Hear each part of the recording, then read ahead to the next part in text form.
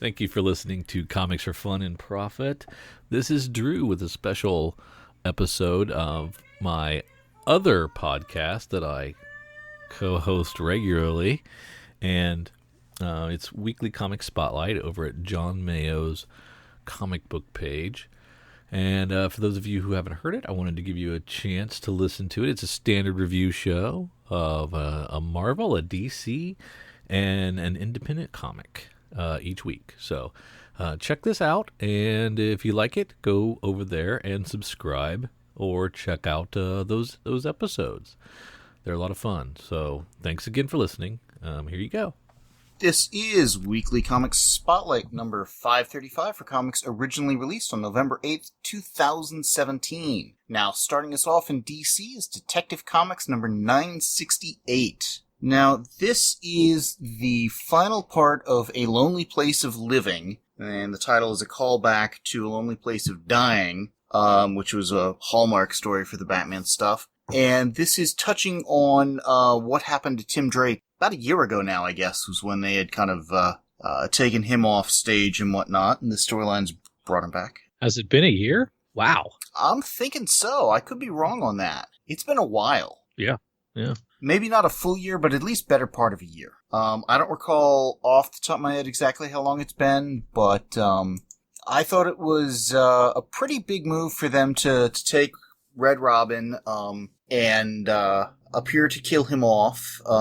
Play fair enough that we knew that he would be back at some point. I don't know if they did that immediately or shortly thereafter. I really enjoyed the story a lot, but it pushed a lot of kind of the buttons that work for me of, I liked the Tim Drake character. We had all the Robins here. It was a pretty good Batman story. The characters from Detective here were well used. If, they were not at the forefront, because, we've got like another half dozen characters involved here, making for a little bit of a crowded issue, but it was fun.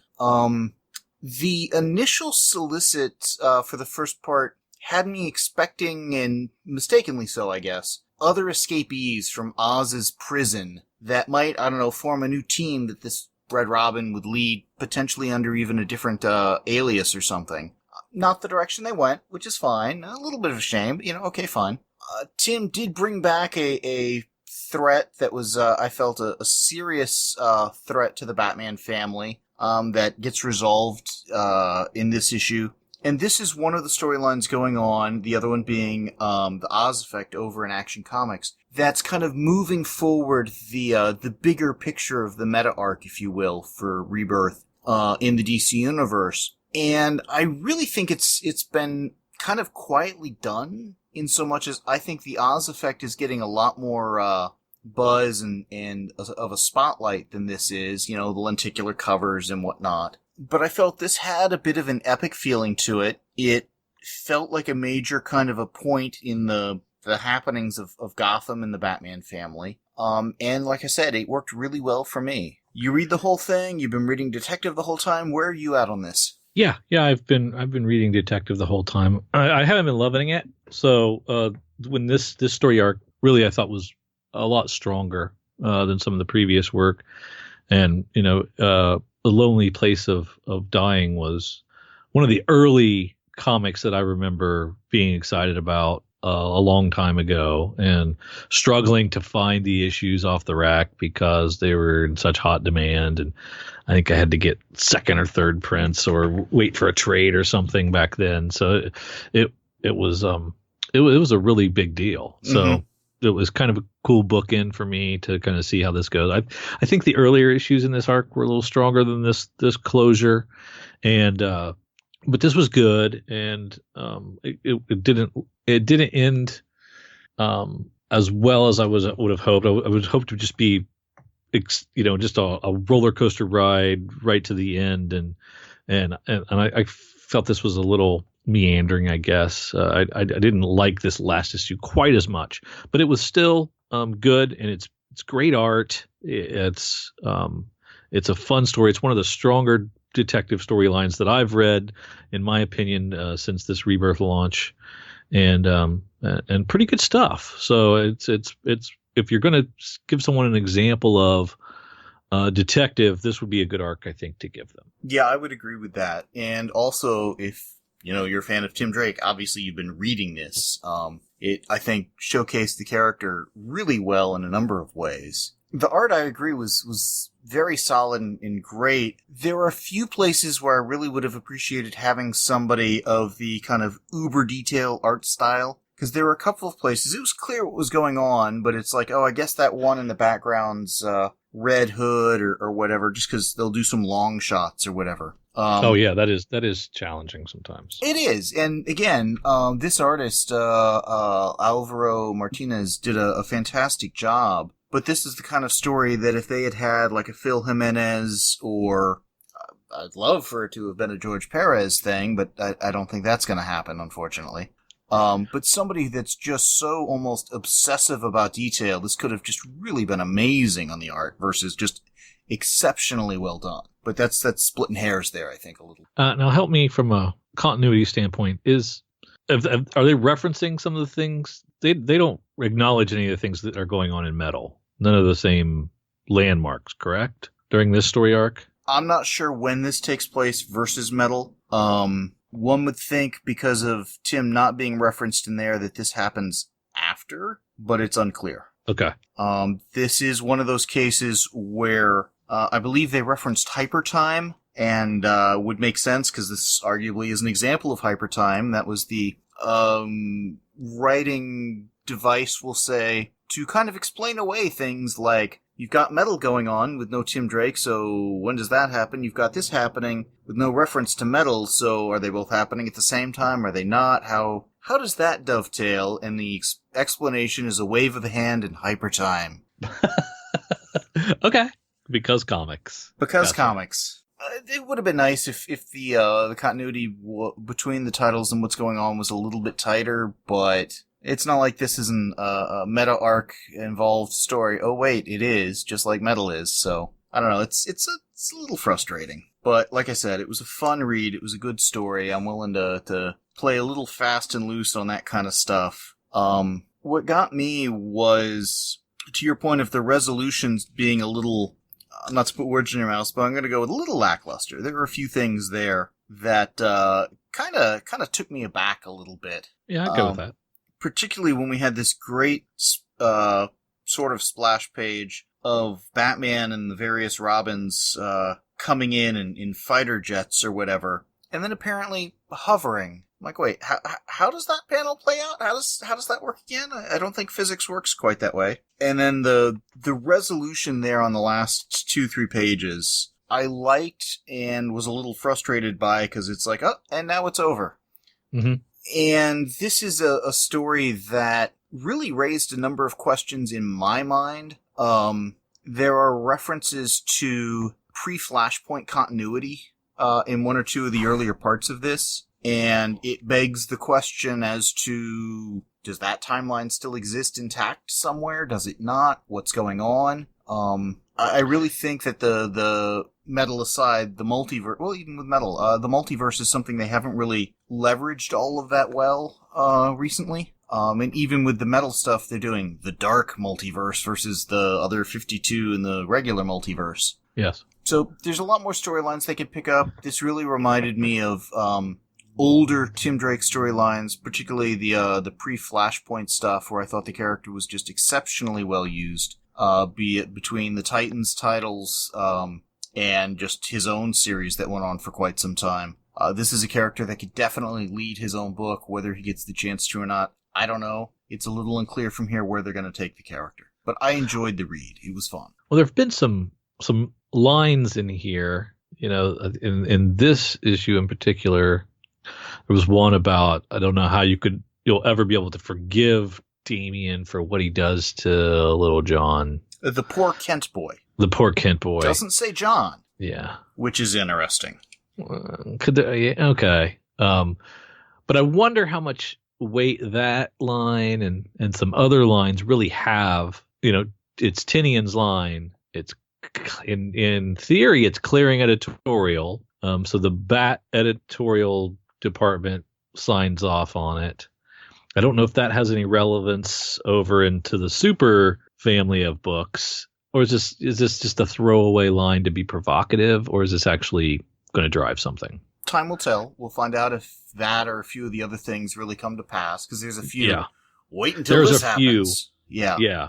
Yeah. About why he was even there, and what drove Batman's death and his being replaced by him, and how that came to be. All that stuff is really interesting. I just wonder if it's ever going to be touched on again. I wonder if it has been touched on before, because we've seen Batman of the future in various stories before. Yeah. Yep. And not all of them from the New 52 Rebirth continuity. And there are strong clues, if not flat out facts, that indicate this character that is making some of these proclamations of wait until this happens, because this was one of the other people who was imprisoned, I guess, with Oz, which in and of itself makes my brain hurt a little bit. Because we only, I think, have 4 prisoners of Oz's. Tim, the foe he brings back here, Mxyzptlk, and I think it was a Doomsday. But the foe that comes back here, and I don't want to spoil who it is, because I think it's a fun reveal, and you should read the story. But I think he's from a different timeline. So the things that this character is saying will happen may not come to pass in this reality. It's a little mind-boggling, and it goes back to, even though DC has, I think, a more stable timeline than a lot of people give it credit for, they did an in-story reboot with Crisis on Infinite Earths, a major retooling retcon with 0 Hour. We'll ignore the Legion of Superheroes stuff because that's 1,000 years hence. And then a full-on hard reboot with the New 52, with new origins, new backstories, and everything. To the point of it seems like a different parallel world. They've confused, they've muddled up their continuity enough that it does make me kind of shake my head. It's like, well, which version of this series of events or whatnot may have happened, may not have happened. It just gets kind of confusing at times, to be honest. It gets challenging. Sometimes for me, it just doesn't make enough sense, and it's easier for me to kind of not worry about it, and because I can't. Sometimes I just can't put it together as far as how it all fits together, and if it's all in this world or another world. So sometimes it can be a challenge, and I don't think I'm alone. No. Again, your point of where does this take place versus Metal is a fair point. And on the one hand, does that impact the enjoyability of this story or Dark Knight's Metal? Not really. But on the other hand, if you're telling me they're both happening, and I can't even do a basic order of events, did A happen before B or B happen before A? And one of the two should have impacted the other with the character either being there or not being there or whatever. That chips away at the stability of the universe. And I think it's one that, because there have been so many incarnations of some of these characters and so many almost competing backstories, continuities, timelines, whatever you want to call it, the continuity and believability of these stories is inherently a bit more brittle than, say, the Star Wars franchise or some such over in the movies. You know, you've got what you've got, and that's what you've got, you know? Even with Star Trek, there's the movie reboot and the original timeline, but even that's pretty simple and straightforward, because there's just the two. You know, you've got the pre-Crisis version of some of these characters, then the Crisis to Flashpoint version, now the New 52 Rebirth version, and not to mention some of the other versions they've scattered across and stuff. It does get a little confusing, and it's something that can't be cleaned up at this point, I fear.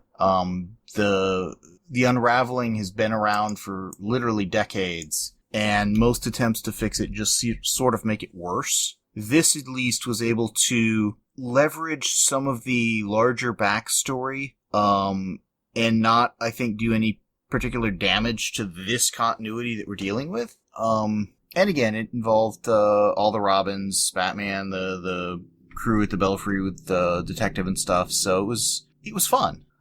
Is it one that can make your brain hurt if you think about it too hard? Uh-huh. Yeah.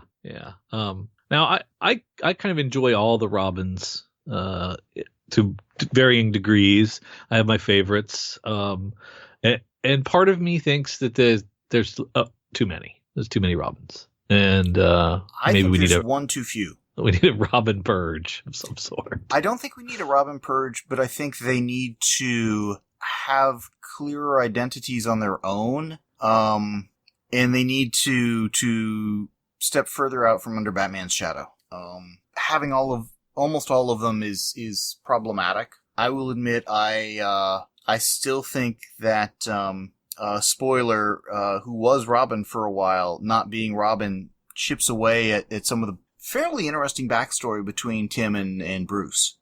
Because Tim felt fairly betrayed by some of that, and some of the things that happened around, Spoiler's time as Robin and thereafter and whatnot really created some interesting dynamics between various characters in the extended Batman family. But they chose to do away with all of that, so oh well. Was that all? Which part was that? When did that get removed? That was all stuff that got chucked with the New 52 reboot.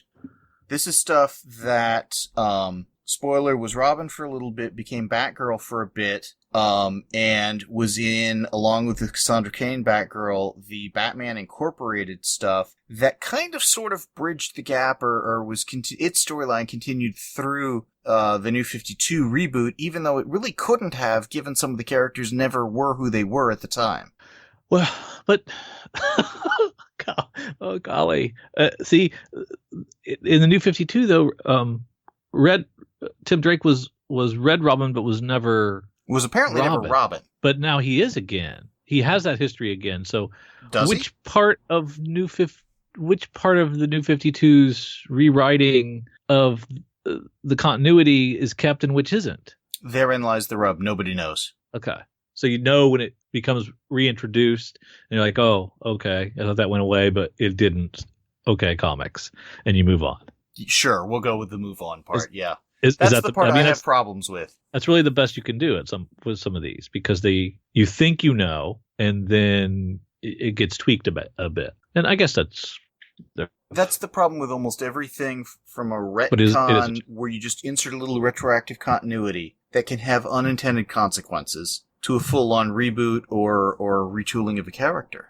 Yeah. When you reboot the timeline and not all of it gets rebooted, and for New 52, almost all of it did. Batman and Green Lantern were the two that kind of escaped that, and those are where things start to get a little weird. Because some of their backstory can't have happened the way it did with the rest of the New 52 continuity being how it is. Yes. So. But Detective, this issue in particular, for me was a B. I think the whole story arc was a B+, a little better. I recommend you read it. Pretty good stuff.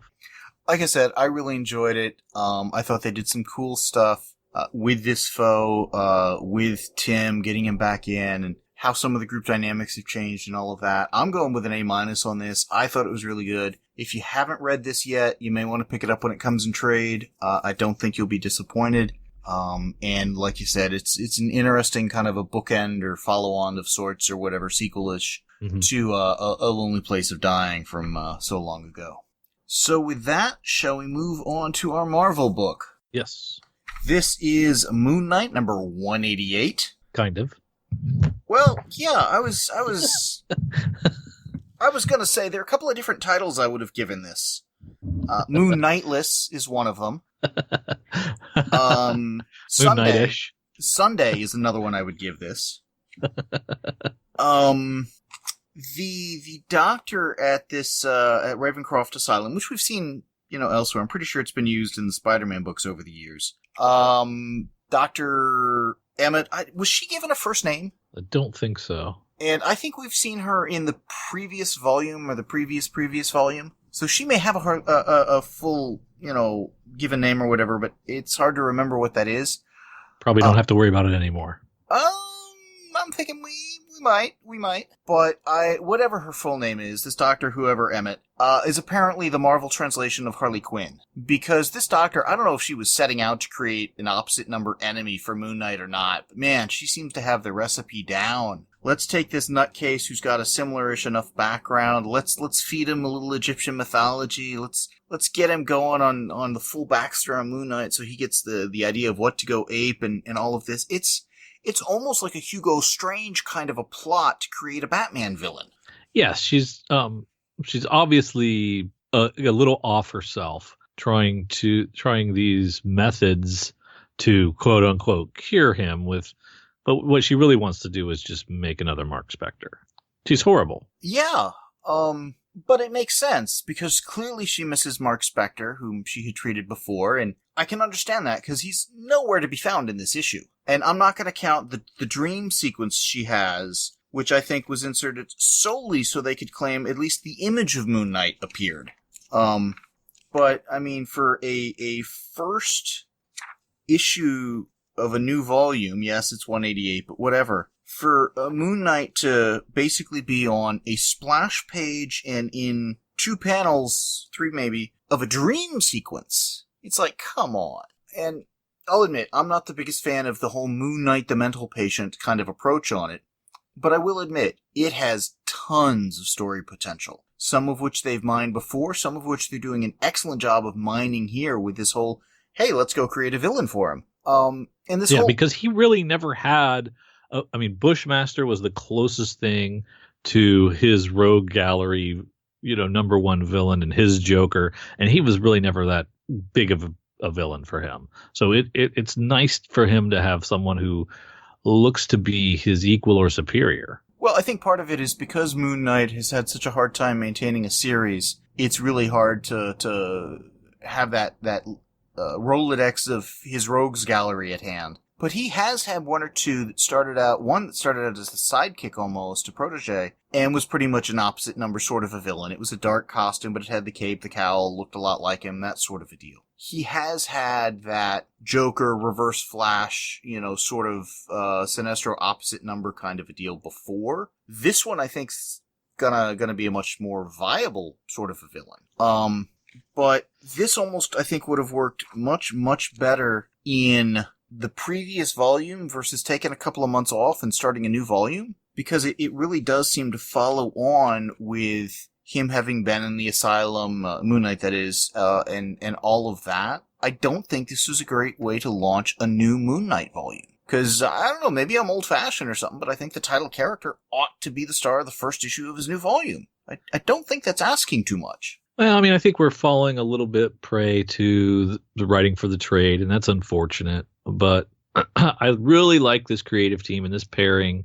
Max Bemis and Jason Burrows have both appeared together on Crossed over at Avatar, and Max did, I think, that Last X-Men on Earth short miniseries recently, and Jason Burrows is tearing it up over on that Alan Moore Providence series, also at Avatar. His art is amazing. I love it. I love his art style.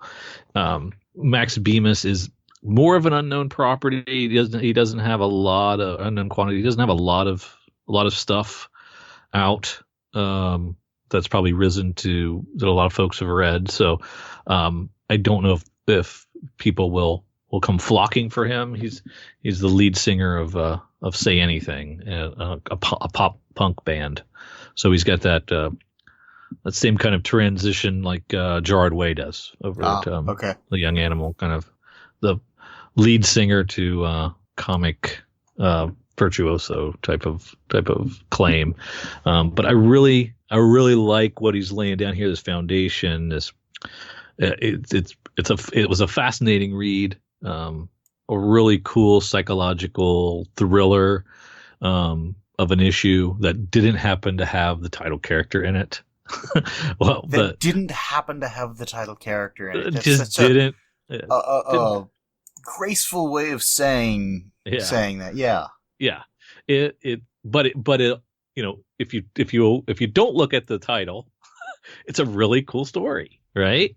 And it just doesn't have a lot of Moon Knight in there, just in reference and the characters talking about the character, which kind of leaves you wanting more. I am, as you know, an avowed Moon Knight devotee, a big fan. special place in my heart for the character. So I like the character more than most. It's a B-list or sometimes C-list character that has gotten a little bit of resurgence lately with some of the top-notch creators that have been put on this title. I'm hoping this is the magic that brings more people into the tent. I'm not sure this title, this first issue, is going to do that. But I think the writing is super strong. I think the art is beautiful. If you appreciate that while you're here, maybe you stay for a few issues to enjoy Moon Knight as he's introduced, hopefully soon, into his book. Yeah, that's right. Come for Moon Knight, stay till he shows up. I mean, I get what you're saying, because, actually, I agree with a lot of that. I thought the writing here was exceptionally well done. The art was terrific. It was a really solid first issue in most regards, other than the title character not appearing at all. And not except in dream sequences. So he wasn't there. His image was. He was imagined, but he wasn't present in this. We have no idea where Mark Spector is during this issue at all. No. And that's, to me, unfortunate. Yeah. But now, if we're on issue 6 and we are still without Mark Spector, I can understand. I would be frustrated at that point. If this had been another arc in the previous volume where he's just gotten out of the asylum or some such, and okay, he's going to have his own adventure, and then we go to this where it's like it's just the next day at the office for her. Okay, that wouldn't have bothered me at all. Yep, I get it. But it's been a couple of months. It's like, is this the same doctor we saw before? What was her name again? There were a few things like that bothered me a little, but it was an exceptionally well done story. It was very kind of disturbing how they were setting this character up, what he's doing. And it's not just that she's trying to create an opposite number from Moon Knight, but this guy may have some powers. Matter of fact, it's not a may, he most certainly does. And I like how that was kind of introduced. It's like, the guy was a pyromaniac, but he was not in a position to set a fire. How did that fire start again? Oh. So they played fair, they set stuff up, and it felt like a very full issue. So it does have a lot going for it. It's something where I think, depending how long this arc goes, the first trade may be something that if Marvel can really kind of get it out there and get people hooked on the trade where they can get the thing in one sitting, they may then convert them onto the monthly title, but it feels like a little bit of a hard sell to tell somebody, you should check out this Moon Knight title. He's not in it at all yet, even though it is really good, and I do think it is worth reading. And you get your standard legacy pages at the end, so just in case you forgot who this was supposed to be about, here's Moon Knight, and here's where he comes from. So that at least is reintroduced for the new reader. But I'm not a real big fan of those legacy pages. They different art team, and they're pretty reductive with the characters. I haven't really cared much for those at all, but it is there for the new reader to give a little helping hand onto what they should be enjoying. But the character wasn't in this. So let's see. Legacy is celebrating this long history of these characters, and since you probably don't know who any of them are, we're going to tell you at the end of the story. Here's a 3-page recap of their origin. The marketing behind Legacy is a little confused for me.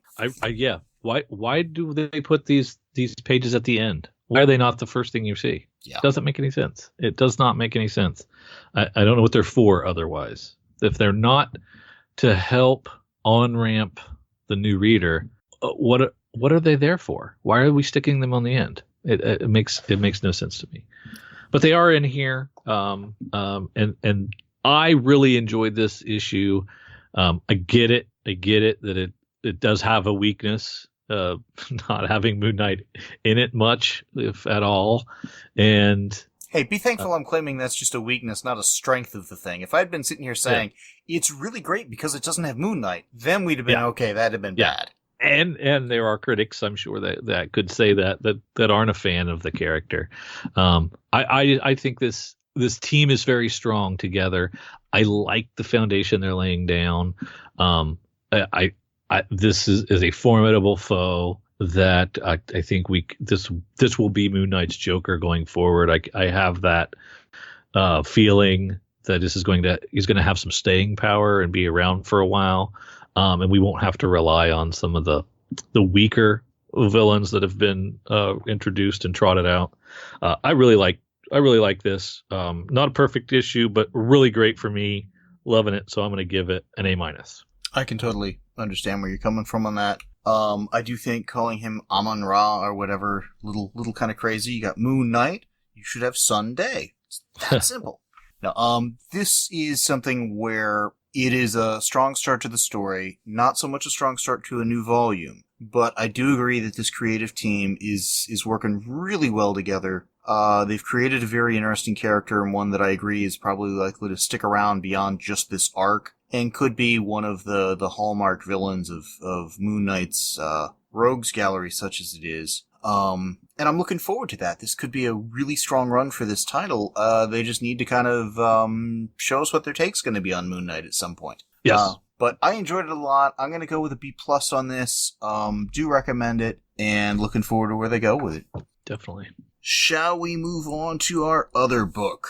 Yeah. Port of Earth #1 from Image Comics. This is one that I was looking forward to. It seemed like an interesting concept. And there were a couple of quotes at the beginning. There was a lot of exposition at the beginning, but you kind of have to set up the concept. And it's okay, talking about aliens coming to Earth. And it almost seemed like the voiceover you would have at the beginning of a movie to a degree. They came not in peace or in violence, but in business with a proposition. Okay, interesting twist. We're gonna have not the Ferengi, but, a business approach versus, we're coming to eat you or take you over, whatever. And it turns out that the twist here is their ships run on water. Our oceans offered fuel for their ships, a small amount, no consequence to us. I'm reading that and I'm like, really? No consequence to us? How small of an amount are we talking? It's a gallon or two. We got huge oceans. Okay, maybe I'll buy that. But if it's more than that, how many ships are coming? How much are they taking?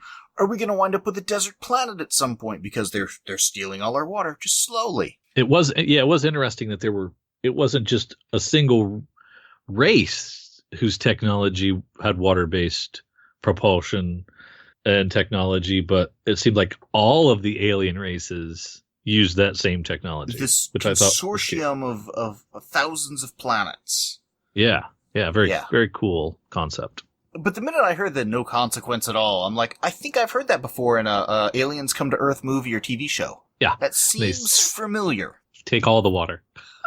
Then I flip to the 2-page splash where we see this base they've set up. And on the previous page, when they're setting it up with the dialogue, it's like, okay, it's 50 miles off the coast of California near San Francisco. I misread that. And for some reason, before I flipped the page, I'm thinking, why would they build this thing 50 miles inland if they want water? And then I flipped it. Oh, I guess they put it out in the ocean. That makes a lot more sense. Okay, I just misread it. Fine, that's on me. But then there's this phrase of a page or two later that absolutely no interaction with human beings allowed ever. Yeah. That's got not some rules. suspicious. There's rules.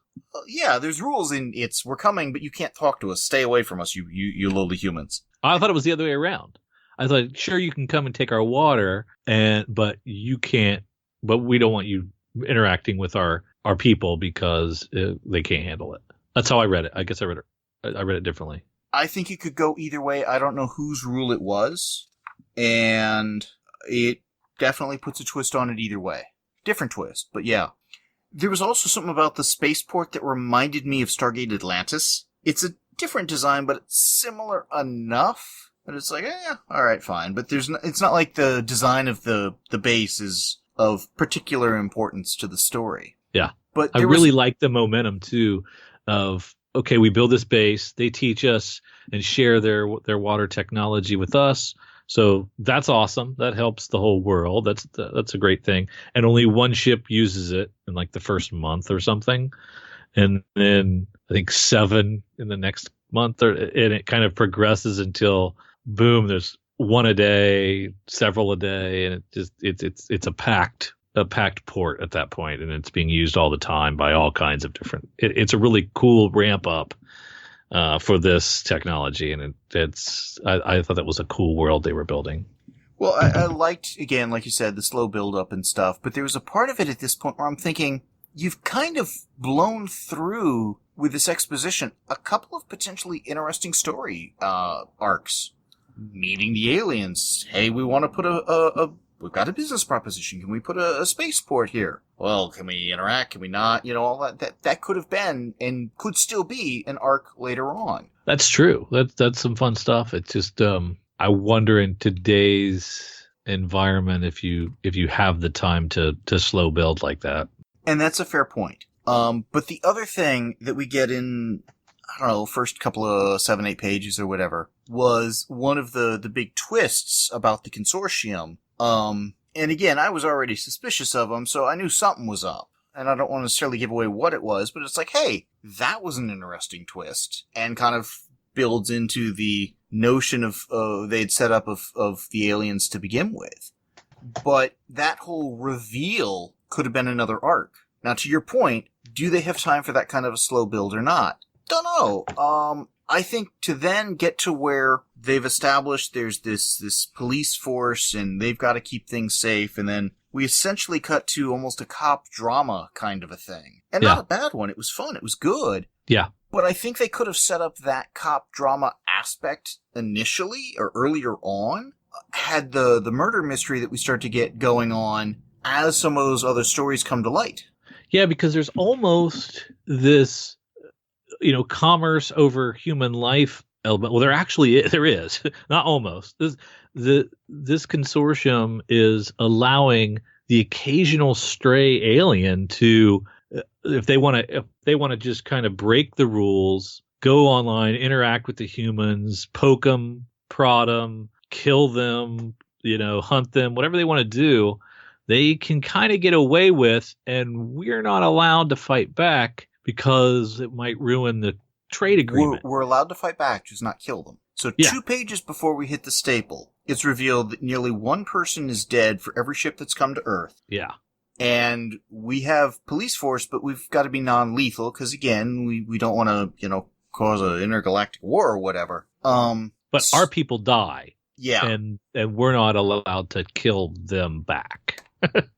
That's kind of the rub, and it's like there's definitely the dollar is speaking a little louder than the human life that's being lost, and the consortium is kind of in the police force says, we'll take care of it, we'll investigate it, don't you worry, and that's kind of the driving force. And this is a fascinating world he's ramped up in a short amount of time, and I do agree that there's a lot of cool stories that were left on the cutting room floor that I hope we can get back to somehow down the road if this is a hit and takes off and is around long enough to, because I think there's tons of stories to be told in all that great fertile ground that you mentioned, just to get to this point.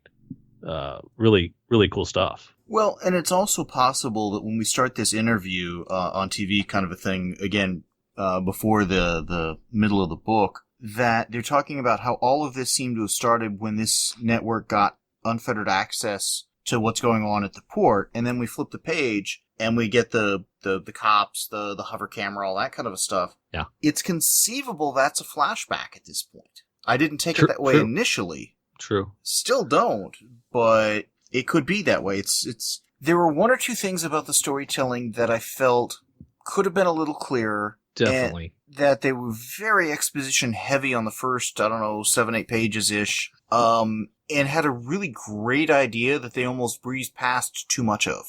And yeah, there's an exchange between like a female administrator and one of the cops where she barely touches his shoulder or barely touches his arm, and he kind of freaks out. Yeah. Don't why would you do this? They're going to see us. Because the cameras are there filming this, and she says, "Well, do you care that they know about our relationship?"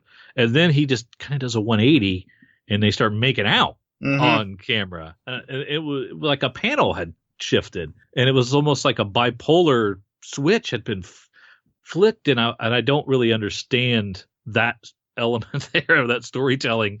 They did that really was clunky. That part was clunky. There was some clunky conversation between the two partners. Well, I thought that was really perplexing because, again, the guy who's like, hey, I don't want him to see that, and then making out with the girl or whatever, he's the one that's like trying to, I don't say toe the company line, but put the viewers at ease. Well, the other guy is like, yeah, we can take care of business. These things are easy to hack. I can make this weapon lethal if I need to, kind of. And to what end? I mean, why is he doing that? I don't understand why he's being so cavalier, unless it's a good cop, bad cop situation that we're supposed to be reading into that.